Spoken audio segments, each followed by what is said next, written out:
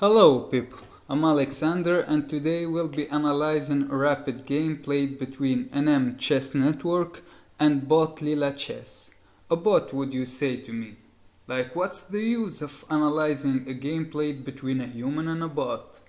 We all know that when humans are playing, there are always psychological factors involved in the game, while computers have all these hardware resources dedicated to just making good moves and to look even ahead of the opponent. But let me stop you right there. Leela isn't any normal bot, she's special. And I'm gonna stick to calling it she. She's a self-learning bot, so her developers only taught her how to play chess, and from then on she went on playing various opponents from all over the world, gaining knowledge and mastery of the game. So in conclusion, she has a very human-like approach to chess. And I kid you not, but she can even make mistakes. So without further ado, let's get to the game. So we have e4, e6, d4, d5, so the French defense, knight c3, just all standard theory, bishop b4, and here already from the start we have queen g4. I think queen g4 is quite the aggressive move from the start. I think most of us have learned to not develop the queen too early in the game. Like we start with our minor pieces. But I guess Leela just doesn't care.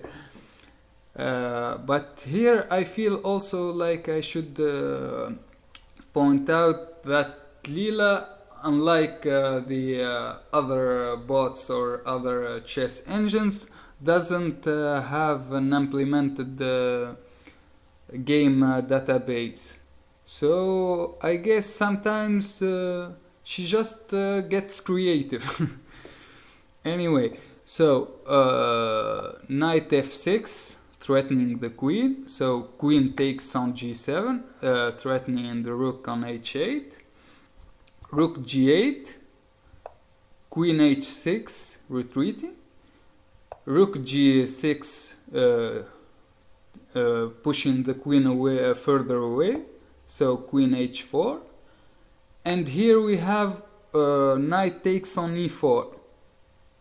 Here the best move would actually be to capture the queen. Why, would you say to me? So okay, let's try not capturing. So I guess maybe let's try queen here. So here black can just respond with pawn to e5, or even, which I think is stronger, rook to f6, threatening here, threatening to take here with the rook, or threatening to fork with the knight the queen and the rook by hitting the pawn. So anyway, I guess already from the start, and the position has a lot of poison to it. So anyway, here queen takes on d8, check. So king takes d8. And here we have knight e2, further protecting the knight on c3. Or else, if let's imagine if white just wanted to develop the bishop to d3. Here, black can actually take on c3, then b takes on c3, then bishop takes on c3, just forking the rook on a1. So I guess it's out of the question. So anyway, so developing the knight to e2, further protecting the knight on c3. Here we have b6. I guess black tries to develop his light squared bishop. Here f3, kicking away the knight. Knight takes on c3. And here we have b takes on c3. Why would you say to me, why would we take with b, not with the pawn, sorry, not with the knight? Well, here I guess white just wants to unpin. So he just wants to kick away the bishop and start and continue, sorry, to develop the game, to develop his pieces. Anyway, so here we have bishop d6, a4, just pushing that a pawn. This is like a similar tactic to what Alpha Zero used or liked to play. Like Alpha Zero just liked to push his H pawn or even A pawn. Like sometimes he just went on playing from a side of the board to the other, just crushing his opponent on both sides. So maybe just the same tactic, or I don't know. Anyway, let's continue. So here we have a5 from black, stopping his advance. Anyway, so here we have h4, and black responds with h5, which according to Stockfish is a mistake. Here Stockfish prefers the bishop to a6, but anyway, that wasn't played. So here white responds with knight to f4, threatening the rook and the pawn. So bishop takes on f4, bishop takes on f4, bishop a6. And here I want you to pause the game, like to think about what would you play if you were in Leela's place. Like I think I would take here, or play my bishop here, or maybe here. But let's see what Leela played. Well, Leela played g4. Okay, so bishop takes on f1, and Leela just doesn't care. G takes on h5. Okay, so rook to g8, getting away with the rook. And here we have king takes on f1. Here black responds with knight to c6, developing his knight. And here we have king to e2, further centralizing the king, because it's the end game, so the king becomes an active piece. Here we have knight to e7, maybe going for f4, f5.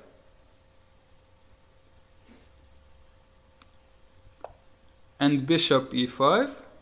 And here the knight goes to f5 like planned. Here we have king to d3, further centralizing it. And here we have king to d7, getting getting the black king in the game too. Anyway, we have rook a g1, rook a c8, the black developing his last piece. Rook takes on g8, rook takes on g8, and here we have h6. When I first saw h6, I was thinking why, like maybe but like he wants to make the knight go away or something like that. But then I remembered the quote that says, "A knight on the rim is dim." So I guess Leela is just forcing the knight to the side of the board where it's dim.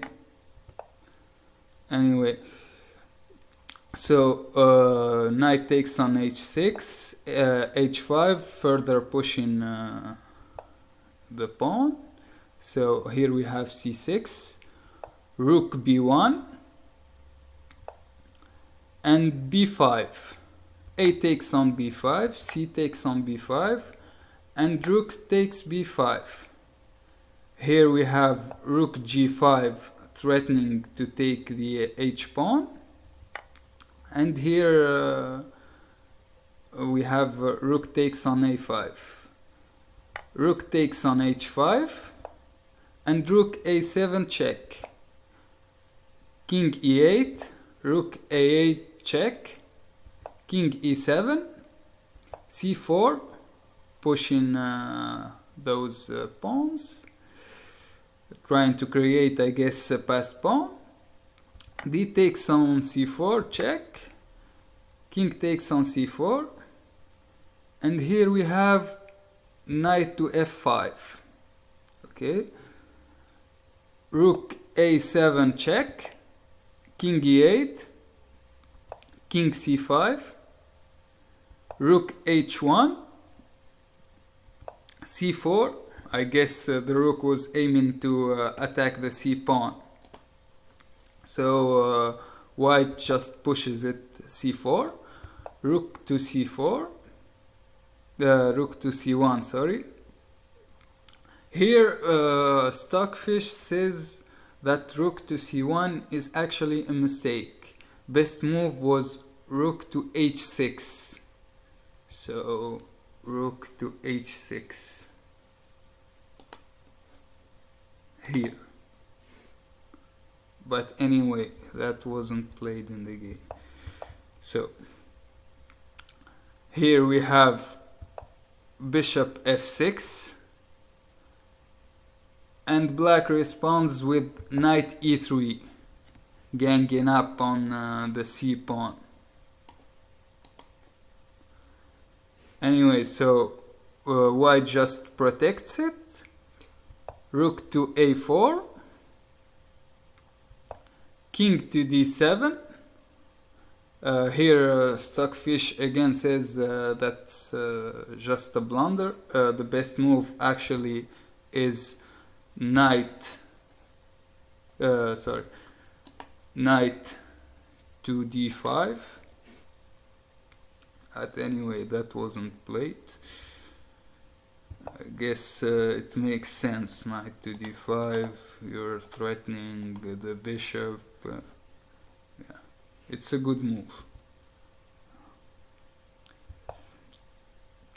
Anyway, so bishop g5, threatening the knight and the rook, so the knight can't move, and the rook has to protect the knight. So here we have rook c3. Actually, here again Stockfish suggests that the best move was rook takes on c4. So here, yeah, I guess we exchange everything, but anyway, it's just at this point it's just losing for black. Anyway, so here we have rook to c3, and bishop takes on e3. Rook takes on e3, rook a7 check, king e8, king d6, king f8, c5, rook takes on f3, c6, rook d3. I guess he wants to take the d pawn, but here white just doesn't care anymore. So c7, further advancing the pawn. It's gonna soon promote to a queen or whatever, so it's just pointless. It can't be stopped at this point. So rook takes on d4 check, king c5, rook d5 check, and here we have king c4. And here National Master Chess Network just resigns the game. Why did he resign? Well, I guess he can't protect, he can't keep the pawn from promoting, and he can't protect his king anymore, so I guess it's just losing anyway. So what's the point, I mean? So I hope you liked it. I hope you liked the game, the analysis and all that, and I hope to see you soon. So I guess I'll tell you bye bye for now. Bye.